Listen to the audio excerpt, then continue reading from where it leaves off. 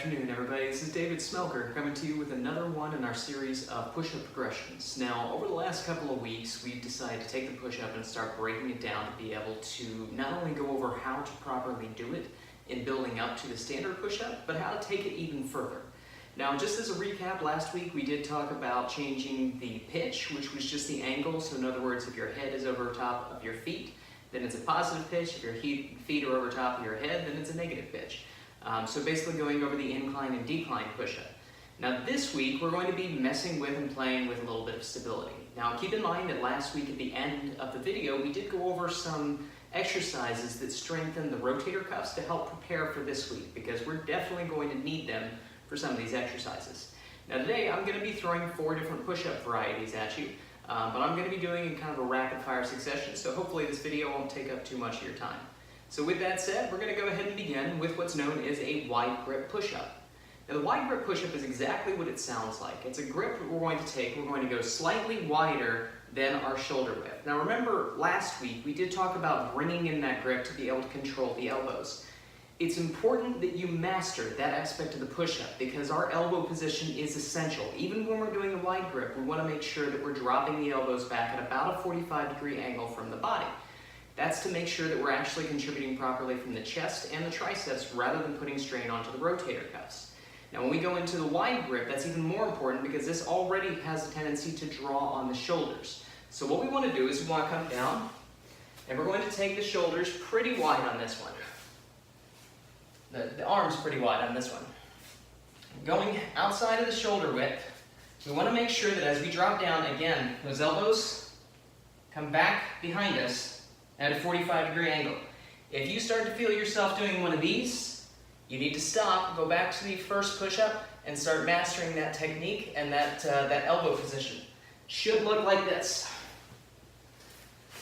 Now, after we've gotten used to that one, there's another one that we can do that's going to more dominantly work on the triceps, because this one's kind of meant to hit a little bit of the rotators and that external portion and attachment part of the pectoral muscles. So we also want to make sure that we're strengthening the triceps. And one of the best ways of doing that is by taking the arms and bringing them in close and doing what's known as a close grip push-up. Some of you may also know this as a diamond push-up. Sometimes it's very popular in form to take the hands and cut them around in the shape of a diamond.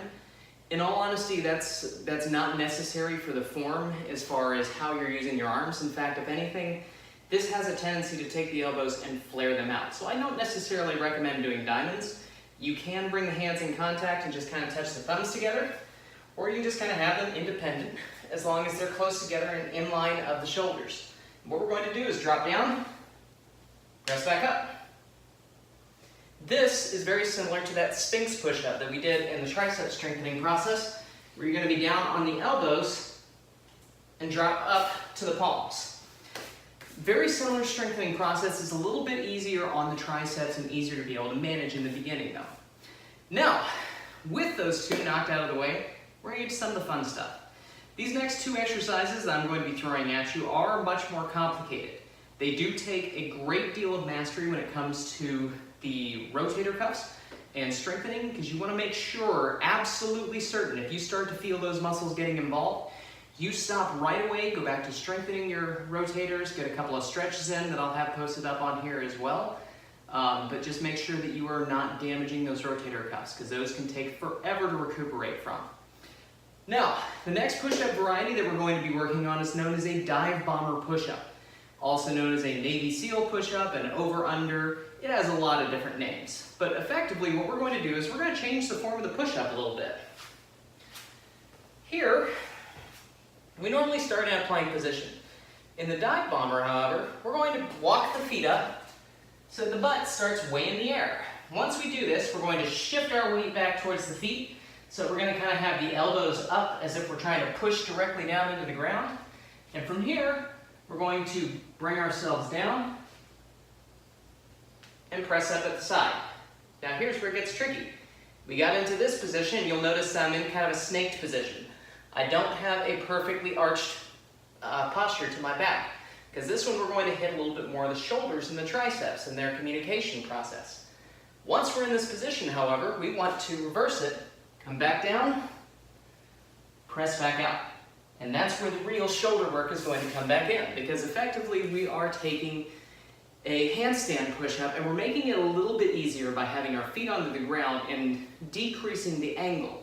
So in a way, we're kind of making that handstand a little bit easier, but at the same time, it's going to require a lot of strength from those shoulders. Now, once we've got that push-up, we're also going to go along to another variety. Now this one is going to be even more difficult on the rotators. This is one that's kind of a modified form of a single arm push-up. What we're going to do is known as an archer push-up. In an archer, we're going to start with a wide stance to the arms, and we're going to come down side to side, keeping the other arm completely straight. Now, what's that look like on the ground? Glad you asked. On this one, I'm going to take a little bit more of a frontal view so you can see exactly what my arms are doing. The back, the hips, everything else is going to stay in the standard plank position.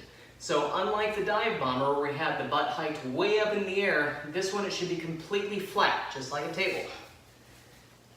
Now, the difference is, on this one, our upper body is going to do something a little bit different. We're going to come down, keeping the arms straight, almost as if we're drawing a bow. Press back up, and go to the other side. Back up, and over. Now this is a very hard push-up. A lot of you are going to be struggling in the process of getting this, which is also why you need to make sure that you're taking the proper precautions and mastering each push-up up to this one, because this is a progressive series. Each push-up that we release, each push-up that we put out is going to challenge you more and more and make things harder and harder.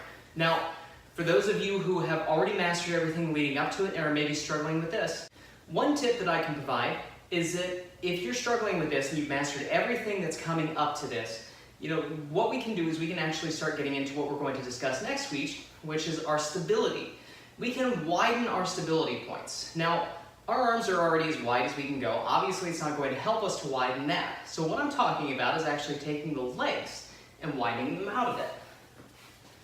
Typically, we have a tendency to do a push-up with our feet completely together. Now, when we're doing this one and it's a little bit too difficult, taking the feet and going wide helps tremendously, because now we can center our gravity over the feet and the arms to be able to help distribute some of the weight.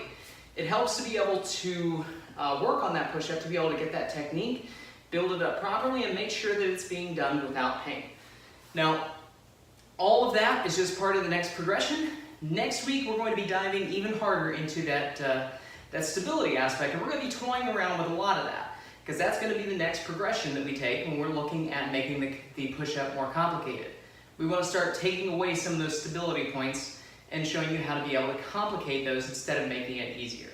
So, hope you all enjoyed. Good luck with some of those push-up varieties. Let me know if you end up trying them and what you think. But stay tuned, and next week we'll have some more coming at you with the stability series. Thanks for watching. This is David Smelk with Kratos Sports and Fitness.